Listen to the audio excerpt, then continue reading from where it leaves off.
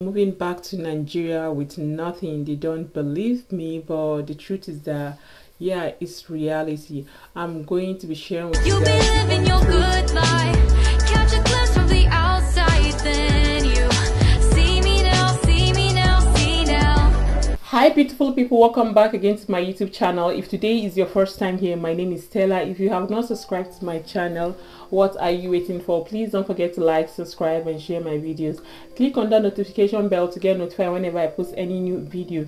And for my returning subscribers, thank you guys for the love, thank you guys for the support. Honestly, I really do appreciate. So on this channel, I talk about my life here in DK, what is happening around me, and I share information. If this content look like what you're going to be interested in, then what are you waiting for? Like, subscribe and share my videos. In today's video, I'm going to be sharing with you guys the reason why we're moving back to Nigeria, the untold truth of what is happening in the UK.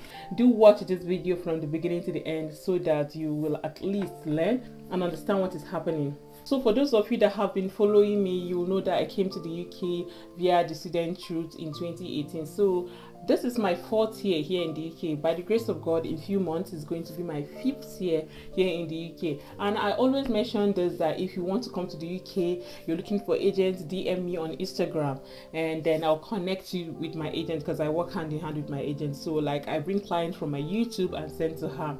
And this family came into the UK last year, yeah, and obviously from my agent. So she chatted me on Instagram, so we started talking and I referred her to my agent, and yes, they moved into this country via the student route. And we all know that it's easy to relocate to the UK using the student route, especially if you have a family. It's super easy to move to the UK with your family via the student route. And for people coming via the job visa, we all know that it has not been easy. Well, for professionals, I think they are lucky enough to get the job, you know, faster, or I don't know how to put it. But the healthcare route, it has not been easy. For those of you watching me, I know you believe me, or I know you agree with me that it has not been easy to relocate to the UK via the health work visa, because there are a lot of things attached to it now. So I'm sharing this video on behalf of this lady, on behalf of this friend of mine. She asked me to share this on my platform. Honestly, I wanted her to, you know, come so that we'll talk about it, but it's not something she wants to start showing everybody, that she's moving back to Nigeria, you know, after spending a year in the UK and stuff like that. Believe it or not, some person will laugh at her and some persons will feel bad for her, but that is by the way. But I'm going to share with you guys what is genuinely happening here in the UK. So now, if you're in the UK, I know on my channel I used to say this, if you're already in the UK, it's easier for you to get the healthcare job with visa sponsorship more than people outside the UK. I feel like you have the advantage more. So this lady studied here in Huddersfield, and she has this employer that she has been working with since she came to this country, and the employer promised to sponsor her visa. Now I remember when she told me this, I was super happy for her, and I told her that I think it's best to tell this employer to start, you know, to start the process now. She keeps saying that the employer said don't worry, that he's going to apply the visa for her as soon as she finished school. Okay, when she finished school, he said that he's going to apply for the visa in January. Now we're in January, guys, only for her to tell me that the employer told her she will have to pay an amount of money for her to apply for this visa. And at this point I feel really bad, because the amount this man is demanding is a lot, like is a lot. So now if you're already in the UK and you're demanding for like £3,000, I'm not saying you're allowed to pay. You're not allowed to pay anybody to get a job. But believe it or not, these days is business. Most of this agency, most of this care homes owner, most of these care home owners are now collecting money to sponsor you watching me. I was confused at first. I was like, how much? When she told me what he demanded for, it was a lot, guys. How can you tell somebody to pay £10,000? Like, how? Like, this lady has been working for this man since she came to the UK as a student. She has been working for this man, and he promised to give her this sponsorship. He keep posting her until this January that she was like, my visa is going to expire because you know, when you graduate, it's either you apply for the post-study visa or you get sponsored. Do you understand? And that's when she realized that this man wanted to charge her a lot of money, and now she's just like stranded with her family because they don't have up to £10,000 to pay any employer for any job, and she zero her mind that, oh, my employer is going to give me a sponsorship.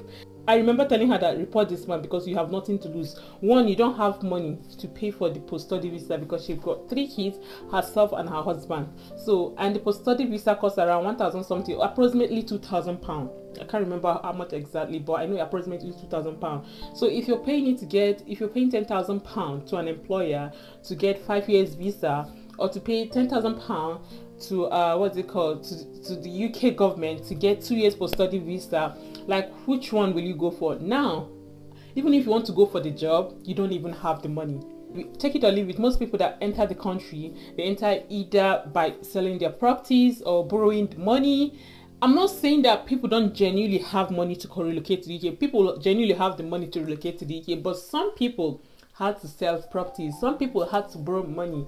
So, well, she's one of those people that had to like do those things to come to the UK, believing that she's going to get a better life. Now, when we make video about harsh reality, things happening in the UK, people will be like, oh, you talk too much, oh, you do this one. But I feel like sometimes you should always learn from people, honestly speaking. I'm not saying you should not come to the UK. Like me, I used to say this, like, I have been through a lot. When people see me and be like, Stella, I'll be like, forget it, because we have been there. And when I hear people sharing their story with me, I feel bad, but I can only feel bad, but there's nothing I can do. I was telling this lady, let's report this employer, because at the end of the day, you're going back to Nigeria. We're already in January, and her visa for students is going to end 23rd. So she will need to leave the UK at least 20th of this January. And I'm making this video. It's really heartbreaking, but I had to just make this video to tell you guys what is happening.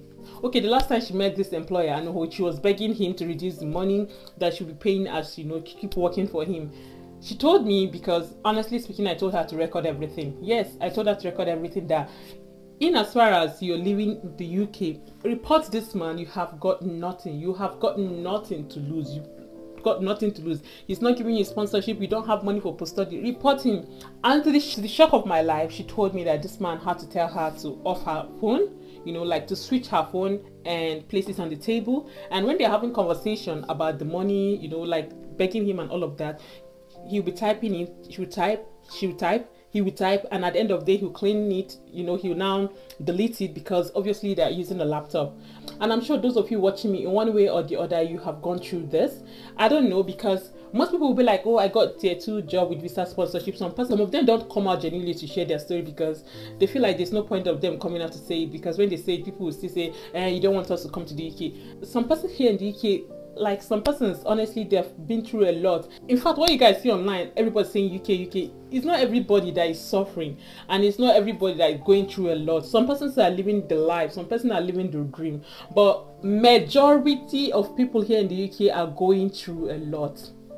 Take it or leave it. Majority of people living here in the UK, especially those migrants that, you know, relocated sometimes last year, because we all know that last year, how many percent of people migrated from Nigeria? I think around 60-something%. There were a lot, and they are still coming. So now I'm not saying that the Asians don't go through a lot, but I feel like the Asians have this community. They have people who support them. I don't know how they do it, to be honest, but one way or the other, these people survive the crisis, or they just scale through. You know, they have this community that help themselves. I don't know how they do it, to be honest, but majority of our people are suffering. So now tell me, please, if you're watching this video, leave me a comment for this family of 5, because at this point I don't even know what to advise her, because I've already, you know, I thought of her reporting the home, but she said she don't even have any proof, because there's nothing, there's literally no proof for her to say that this is what this man said. And how is she going to defend it? There's no way. So that's why now she has decided to go back to Nigeria, and going back to Nigeria, she's going back with nothing.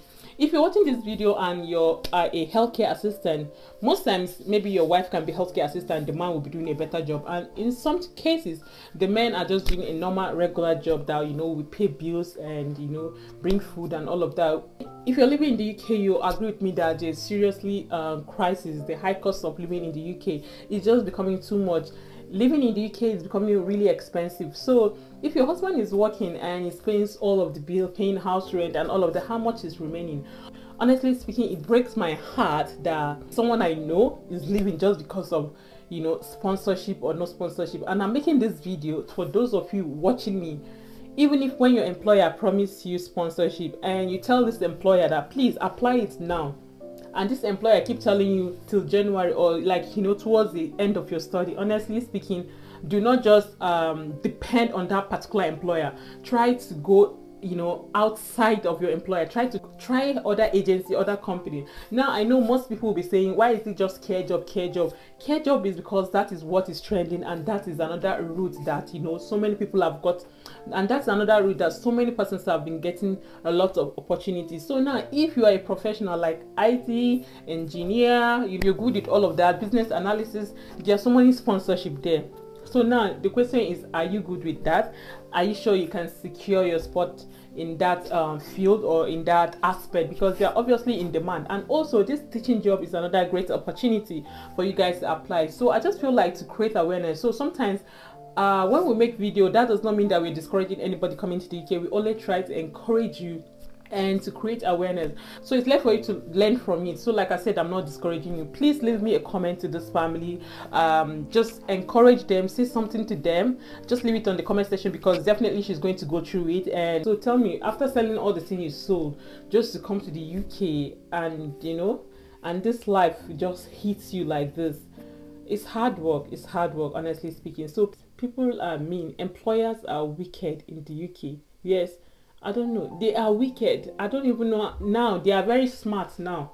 Honestly, these people are very smart. All they want is money, money, money. So if you're watching this video, I'm not discouraging you. I just want you to be smart enough that whenever your employer tell you till the end of, you know, your studies, try and just, you know, or try other places. I'm not saying now you should leave the employer, just try other places. Your own employer might be a good person, or might be a nice man, or might just want to apply for your sponsorship towards the end. But like I said, this lady, her employer is a wicked man, and I'm telling you guys now, he has done nothing.